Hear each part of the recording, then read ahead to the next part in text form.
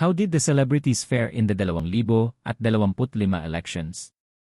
Makalipas lamang ang ilang oras matapos magsara ang polling precincts, ay unti-unti nang lumalabas ang resulta ng midterm elections nitong Lunes, May 12, 2025. Bukod sa general elections ay marami sa ating mga kababayan ang interesadong malaman ang naging resulta ng kandidatura ng mga celebrity na tumakbo ngayong halalan.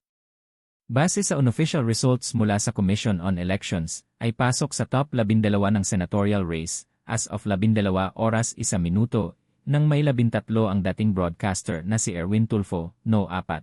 Ang Mr. ni Sharon Cuneta na si Kiko Pangilinan, no 5, veteran ni host na si Tito Soto, no 8, at dating action star na si Lito Lapid, no 11. Nanganganib namang di makapasok sa Magic 12 ang broadcaster, at kapatid ni Erwin na si Ben Tulfo, no 13, ang action superstar na si Bong Revilla, no 14 na, ang singer na si Jimmy Bondoc, no 17, ang pambansang kamao na si Manny Pacquiao, no 18, ang multi-awarded actor na si Philip Salvador, no 19, at ang veteran ni host na si Willie Revillame, no 22. Ngunit maaari pang magbago ang pwesto ng mga kandidato sa mga susunod na oras.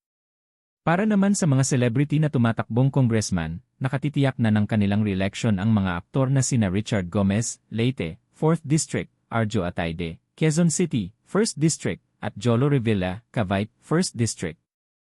Panalo rin ang unopposed na actress TV host na si Lani Mercado, Cavite, 2nd District, ang former lead player and coach na si Franz Pumaren, Quezon City, 3rd District. At ang bunsong anak ni Vilma Santos at Ralph Recto na si Ryan Christian Recto, Batangas, 6th District.